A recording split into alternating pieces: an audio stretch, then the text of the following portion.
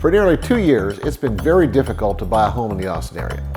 Now, there have been plenty of houses listed for sale, but if you found one that you liked, there might be 10 to 20 other people who wanted to buy it too, which means that in order to buy it, you had to offer more money, pay some of the seller's closing costs, or give up things like the right to terminate because something was discovered during the inspection. It was called a seller's market because so many things favored the sellers. Sellers got used to asking for an appraisal waiver or a 60-day no-cost leaseback period, and it really didn't matter if there were issues with the house.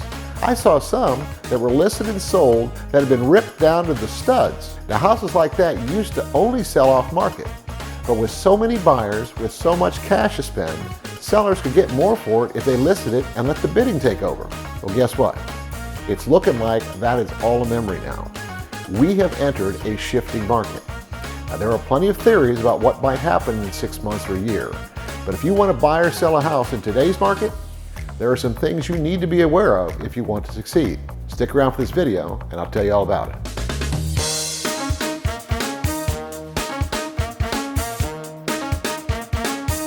Now, I am in no way saying that everything has magically shifted to a buyer's market, but I am saying that there is nowhere close to the amount of competition there was just 2 or 3 months ago.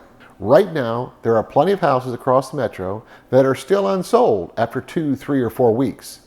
That did not happen a year ago because houses sold within a matter of days. Now, of course, this means that if you're a buyer, you're going to have more houses to choose from. And at the very minimum, you should be able to buy the house close to the list price. Now, another thing to be aware of is builders are beginning to loosen their requirements.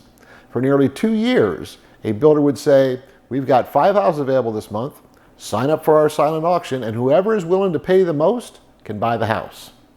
Well, today, those policies are first come, first serve. Usually, all you need to do is get qualified through their lender, and then you can sign a contract at list price. There are even some builders who are now willing to sell to investors. For a long time, the standard policy was that builders would only sell you a house if it was your primary residence. Now, there were plenty of people who bought investment homes even though those restrictions were in place. But when the builder removes the restrictions completely, what's that really saying is that the demand has dropped to a point where they no longer have a long list of buyers waiting for an opportunity to buy a new construction home. Now, part of the reason for all this happening are the rising mortgage rates. They increased 2 full percentage points in 2 months, and that shocked the market. Some are forecasting rates as high as 7% by the end of the year. But like so many projections in the housing market over the last few years, it doesn't look like that's going to happen. The reason I say that is the interest rates have already begun to recede. If they go up too fast, nobody's going to buy. But if they go up by 2 points and then come down by half a point, then it's a little easier for buyers to accept. The reality is you will pay more in interest now than you would have a year ago. But since more houses are available, and you're likely going to be able to purchase the house close to list price, maybe even a little under if the seller is highly motivated and the house has been unsold for a long time, it's all going to even out. A slightly higher mortgage rate and a slightly lower purchase price will produce about the same monthly payment. The one thing I would caution you against is living in expectation of something happening in the future, so you'll get an even better deal. Now, I understand the thinking. If there are more houses available now and sellers begin to reduce their prices, then the most important word most people are going to hear is begin. If this is just the beginning, what happens if I wait? Now, I've seen some forecasts 30 to 40% price corrections over the next couple of years. Even if they are right, do the math and figure out how much money you'll be spending to maintain your current living situation while you're hoping that houses will be selling at a discount 2 years from now. Also, don't forget about the 6-month rule. The buyer surge really started back in February of 2021. We started to see 30, 40, 50 offers on a house, huge amounts over list price. And this was also when builders began to implement their wait list and bidding policies. Well, by September of that same year, it began to slow down a little bit. There were less showings and less offers, and some builders began to move back to the first come, first served policy. 6 months from that, February 2022, it was off to the races again. The most glaring example of how it shifted were the Zillow houses. A few months earlier, Zillow had shut down their home buying division, but still had thousands of homes they needed to sell. The reason they shut down was they had spent too much money for the houses and nobody was buying them at these inflated prices. But by February 2022, they were some of the only houses listed for sale, and those Zillow houses started getting multiple offers. Now, we are still a little shy of 6 months from then, but we have entered another slowdown period. If you're thinking this is different and this slowdown will continue for more than 6 months, I would encourage you to consider the thousands of people who were actively looking for a house during the last couple of years but still haven't bought anything. Do you really think they've given up completely? Or are they just waiting for signs that they might be able to be successful buying a house this time? So let's turn to sellers for a minute.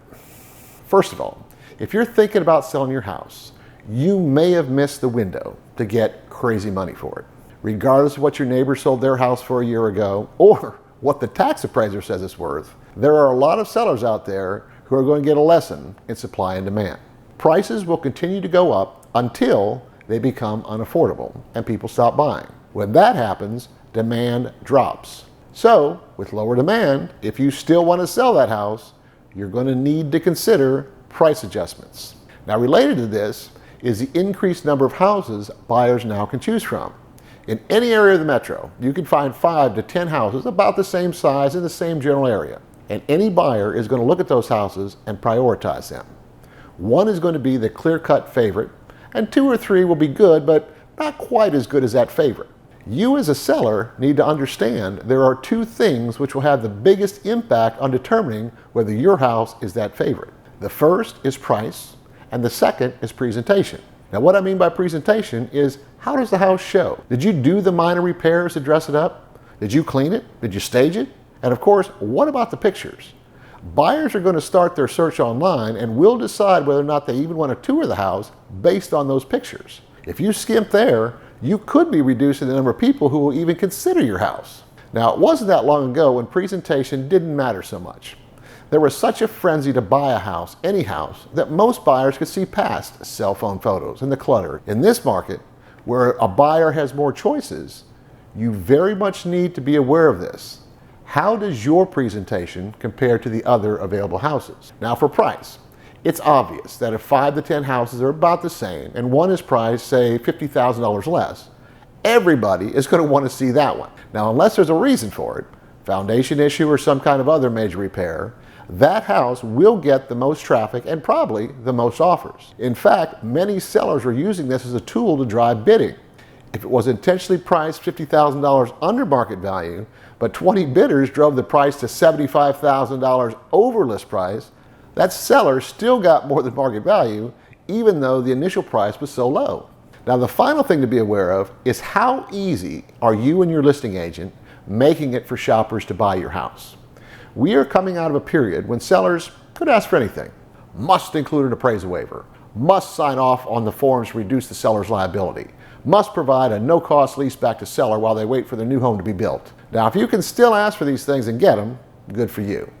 But if that buyer has several other houses to choose from that are all priced about the same, why would they accept your terms if they don't have to jump through the same hoops to buy that house 4 blocks away? You know, I get emails, texts, and phone calls almost every day from people who are thinking about buying or selling real estate here in the Austin area, and I would love to help you out too. If you like this video, you should check out this other one that I did. And don't forget to subscribe to my channel and hit that notification bell. All of my contact information is in the video description, so don't be shy. Let's make your real estate dreams come true.